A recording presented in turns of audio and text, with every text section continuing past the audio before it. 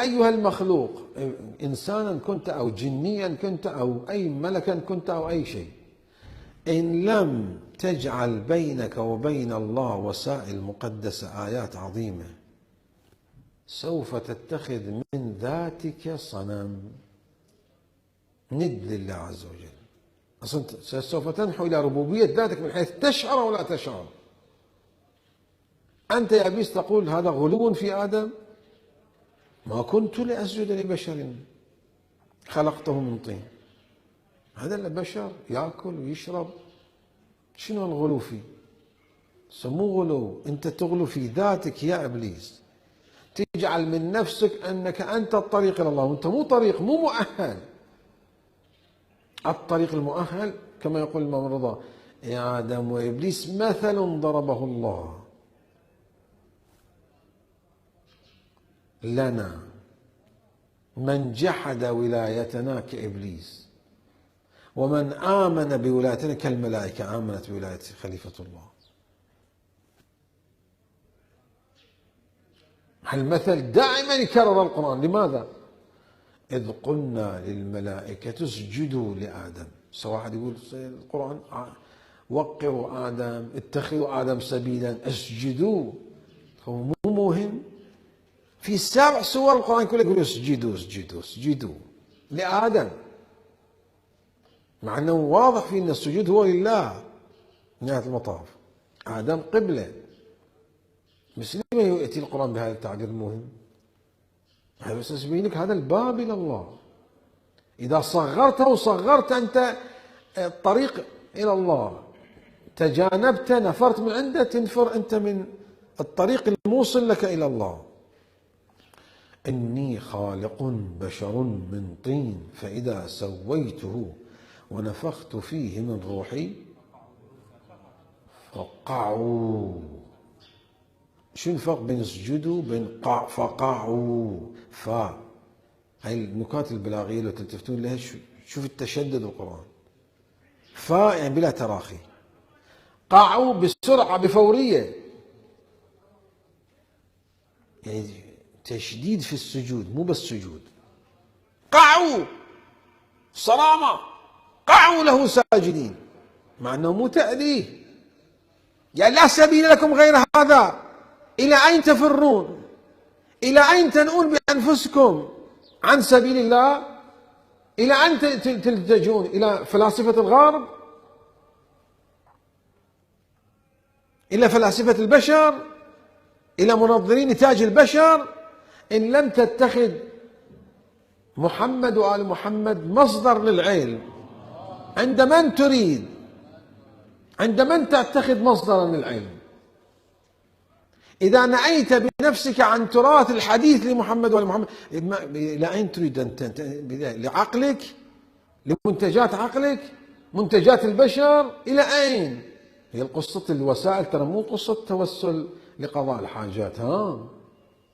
كل شيء فيه توسل. العلم يريد له توسل بهم، المعرفة يريد، وأعظم شيء هو المعرفة بالله بتوسلهم.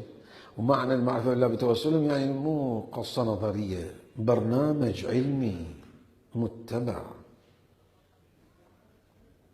أنت إذا تنأى بنفسك عن تراث الحديث والقرآن عن الثقلين، إني تارك فيكم الثقلين، بالله عليك سيد الأنبياء بالتواتر يقول إني تارك فيكم الثقلين، تحتمل أن الثقل الثاني العترة يباد يزال، وهو يوصي بأن تمسكوا به،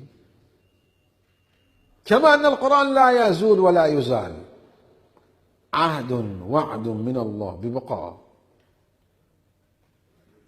الثقل الآخر أيضا لا يزول، تراثه الحديث. طبعا ليس العمل بالقرآن عمياوي ولا بالحديث عمياوي، أما أنك تدق الطلطم، ابتعاد عن، بالتالي أنت ابتعدت، أنت إلى من تلجأ؟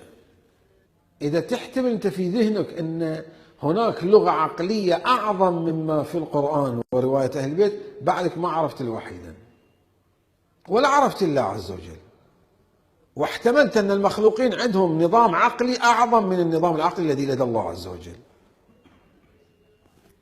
كما يقول القرآن: إن الكافرين لا يكذبونك إنما يكذبون بمن؟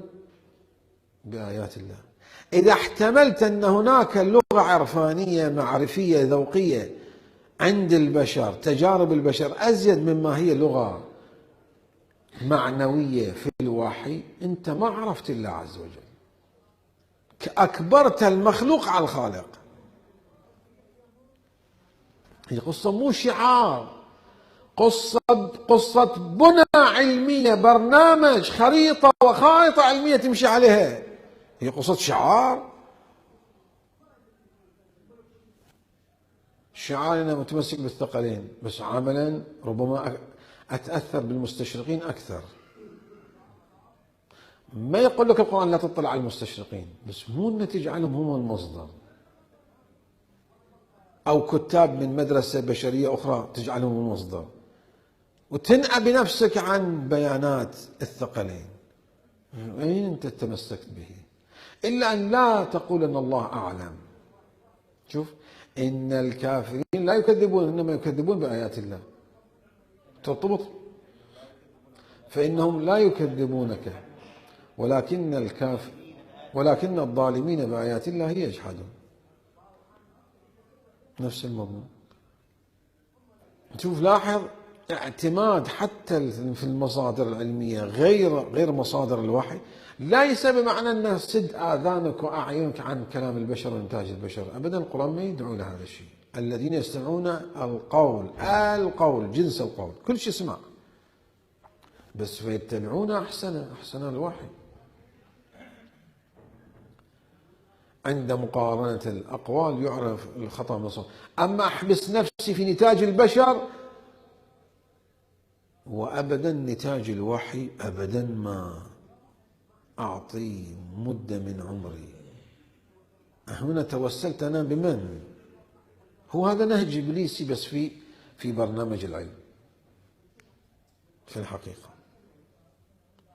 وإلا الأبلسة أو ظاهرة إبليس هاي ليست ظاهرة فقط كما قد نتخيل في الطقوس العبادية أو التوسل، هي برنامج عام يا أخوان في كل الأصعدة، في كل توجه إلى الله. أوليس العلم والمعرفة توجه إلى الله؟ نفس الكلام.